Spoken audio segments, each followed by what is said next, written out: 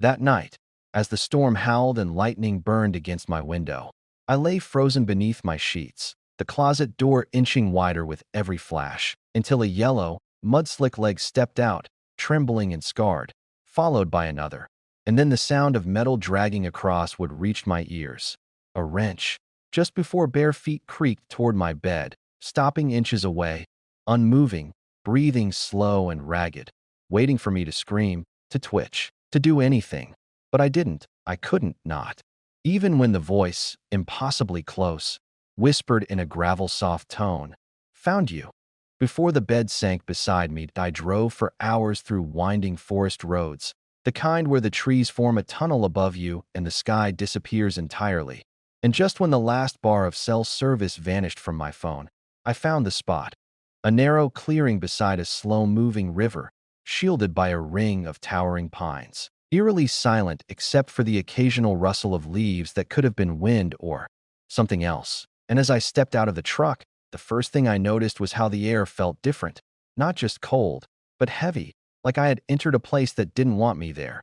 But I ignored the feeling, convincing myself it was just my mind playing tricks after everything I'd been through. And I set up camp quickly, pitching my small tent near the water and building a fire to fight the chill. And by nightfall, the forest was so quiet it felt unnatural, as if even the insects were too scared to make a sound. And that's when I started hearing the tapping. Soft at first, like something lightly brushing against the fabric of my tent. But when I stepped outside with my flashlight, there was nothing, not even wind, just that bone-deep silence again. And the tapping returned the moment I zipped the tent back up. Louder this time, rhythmic like fingers on canvas, like something or someone testing the material between us. And I shouted into the darkness, demanding to know who was out there. But only the river responded, gurgling softly in the distance like it was trying to warn me. So I grabbed my hatchet and sat in the tent with my back pressed against the cold ground, waiting, listening, heart pounding so loud it drowned out everything else until I must have dozed off from sheer exhaustion. And when I woke up hours later, the fire was completely out, my lantern dead, and the tapping had stopped. But there was something else, breathing, not mine, just outside the thin nylon wall of my tent. Long, ragged breaths that sounded like lungs full of river water. And I was too scared to move, too scared to scream. And then the zipper on the tent began to slide down slowly, tooth by tooth, even though I hadn't heard a single footstep approach. And through the tiny opening, I saw it. Eyes, impossibly pale and wide, staring in at me from a face that didn't look fully human, wet, bloated, and grinning like it knew something I didn't. And I swung my hatchet blindly, hearing it strike nothing but air as the zipper snapped closed on its own, like it had never opened at all. And the breathing stopped, and I waited, paralyzed, until morning light finally bled through the trees, and I dared to unzip the tent and crawl out. And there were no footprints, no signs of anything except a single, muddy handprint smeared across the back window of my truck. Too high up to be human unless whatever left it had been crawling on the roof. I didn't waste a second. I grabbed my gear, threw it haphazardly into the truck bed, and floored it down the dirt path, branches clawing at the sides as if the forest itself didn't want to let me go. And even after I hit pavement, I couldn't shake the feeling that something had followed me, clinging to the vehicle like a shadow I couldn't see. And when I finally reached the nearest town, a blink and you'll miss it kind of place with a single gas station and a diner that looked abandoned even when open, I stopped to catch my breath, to convince myself it had all been a nightmare, maybe the result of too little sleep and too much fear. But then the cashier at the station, an older man with cloudy eyes and a face like dry leather, froze when he saw the handprint on my window. And without even asking me a single question, he muttered, "You were at Black River, weren't you?" And when I nodded, too stunned to lie, he just shook his head and said, "You're lucky it only watched you." Then handed me a rag and a bottle of something that smelled like burnt matches and pine tar, and told me to wipe every trace of that place off my truck before sundown. And I did, scrubbing until my fingers went numb. But no matter how hard I tried, that handprint never completely faded, just sank into the glass like a bruise beneath the skin, faint but permanent.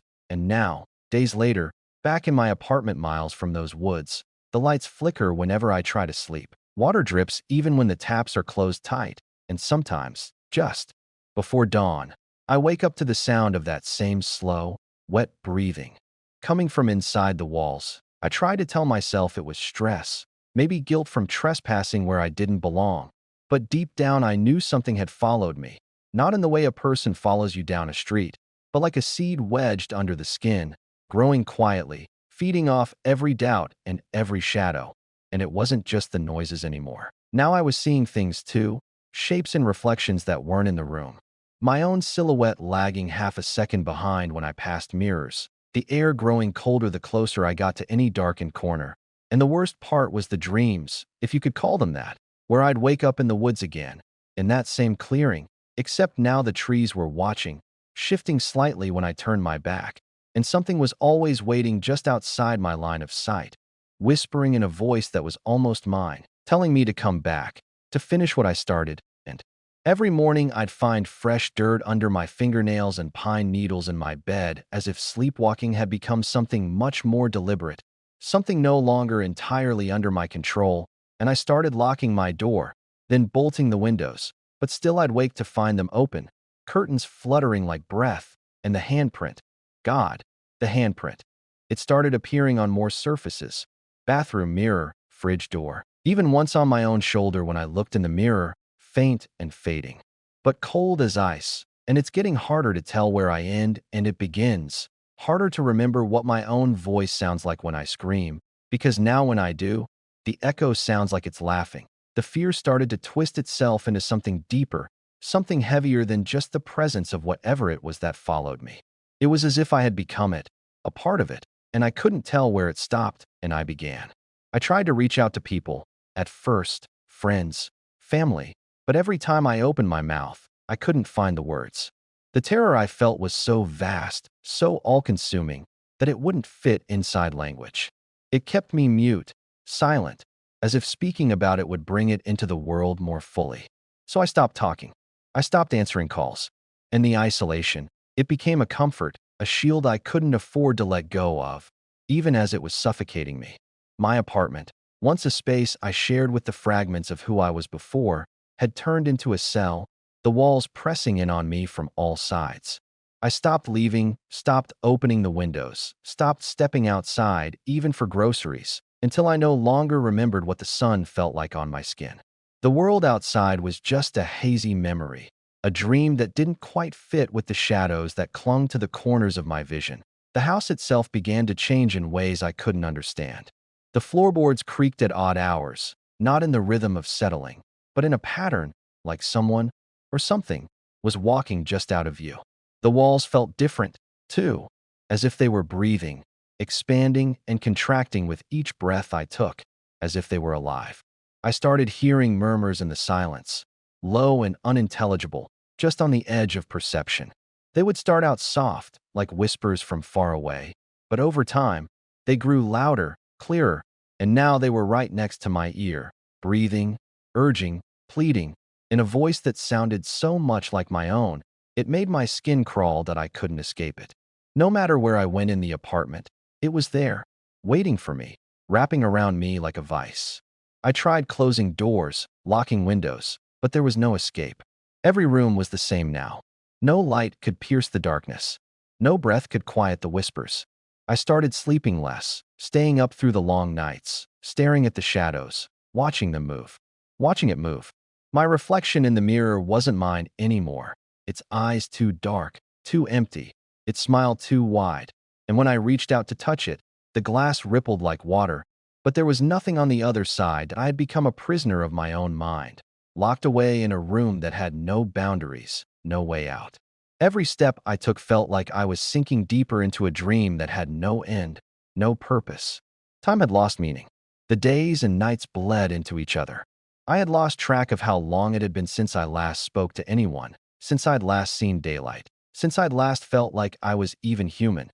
But the worst part, the part that ate at my soul every moment I was awake, was that I couldn't tell anymore if I was the one making the whispers or if they were making me.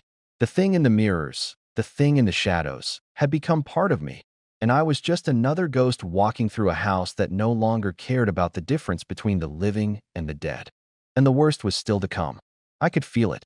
The final thing, The last step before I was fully consumed. It was getting closer now. Every corner I turned, every breath I took, it was waiting, watching, knowing. I couldn't run. There was nowhere left to go. The air grew thicker, and with it, a heavy sense of inevitability that I couldn't escape. It had all led to this moment, this terrifying conclusion. I felt it before I saw it, that cold, oppressive presence that hung over me like a storm cloud. The whispers were louder now, their urgency almost unbearable, pulling at my thoughts, twisting my consciousness. It was as if the walls were closing in on me, and the very foundation of my apartment was shifting beneath my feet, like the ground was no longer solid but something else, something alive that I stood in the center of the room, frozen. My eyes darted to the mirrors that lined the walls. Mirrors I had once avoided, but now couldn't help but stare into, drawn by a force I couldn't resist. And there it was, just beyond the glass, in the reflection. It wasn't me anymore. Not fully. The face that stared back had an expression that was all wrong, its eyes dark and hollow, as if they had seen something no human should ever see. The lips curled into a grin. No, not a grin, something far worse. A smile, but it wasn't mine. It was them. It was it. The thing that had been waiting, feeding off my fear, taking root in my soul. The reflection didn't stay still. It moved, not like I did, but with its own rhythm, its own intent. It reached out toward the mirror's surface, its fingers stretching out, inch by inch, until they touched the glass. I tried to pull away, to scream, but no sound came out. I could only watch as its fingers pressed through the mirror, pushing past the surface like it was nothing more than water, as if the glass was just a thin veil separating me from my teeth. My heart pounded in my chest. My breath caught in my throat. I wanted to run, but I was rooted to the spot, paralyzed by the terror. And then it stepped through. It wasn't like stepping out of a mirror. It was more like something had torn through the fabric of reality itself. The room went cold. I could feel its presence beside me, could feel its breath on the back of my neck, but when I turned, there was nothing there. It wasn't a person. It wasn't even a thing. It was a void, a space where everything that should have been normal had been erased. A nightmare born from my own mind. And yet it wasn't mine anymore. It was alive. I backed away, my body trembling, but I couldn't escape. It followed me. The shadows seemed to stretch longer, their claws reaching for me, and I knew, deep down, that it was only a matter of time before they would claim me entirely. Then, with a jolt, I realized I wasn't alone anymore. I wasn't trapped inside the apartment anymore. It had followed me into my very thoughts, consumed me in a way that no door, no window, no lock could ever stop. I had become the house. I had become the thing that had been creeping in the dark corners of my mind. The whispers were louder now. They were my voice, yet not. They spoke of things I couldn't understand, of promises made in shadows. They spoke of this moment, this descent, this ending. They told me the truth, one I had always known but had been too terrified to admit. I had invited it in. I had let it grow inside me, feed on my fear, until it was no longer something I could escape. And as the darkness swallowed me whole, I felt my grip on reality slip away. The fear wasn't the worst part anymore. The worst part was the knowing. Knowing that I had become a part of the very thing that had tormented me. Knowing that there was no escape, no return to who I had been. I wasn't me anymore. I wasn't even human. I felt it consume me, suffocating every shred of humanity I had left. The terror, once an external force, was now part of my very being, a dark entity residing within me. I couldn't remember the last time I had felt anything that wasn't wrapped in dread, the constant gnawing sense that something was waiting just beyond my perception. The apartment had ceased to be a home. It was a cage, and I was the prisoner, bound to the shadows that lurked in every corner, the whispers that danced around me like a chorus of madness. But it wasn't just the apartment anymore. It was my mind. It was my thoughts, my memories, all twisted and distorted, no longer in my control. I wanted to scream, to shout for help, but my voice had abandoned me. There was no escape, no salvation, only the cold, endless night that wrapped itself around my soul. The thing inside me, the it, grew stronger, its influence spreading like a cancer, erasing the very essence of who I was. I could feel it pulling at the edges of my consciousness, unraveling everything, piece by piece. until all that was left was emptiness, an unfeeling void. The reflection in the mirror had become my truth, its eyes, once hollow, now staring back at me, filled with malice and satisfaction. It had won. It had consumed me entirely, and now I was just another piece of its nightmare, a part of the darkness that had seeped into the world. The walls, once my only barrier, no longer mattered. They had merged with the darkness, as had I. There was nothing left but the endless void, stretching out into eternity, with no hope of escape. I had become the thing I feared most, the horror itself, living in the very spaces where I once sought refuge, a ghost of my former self, trapped forever in the unrelenting grip of the thing that had started as a whisper. Now, it was my only companion. Forever.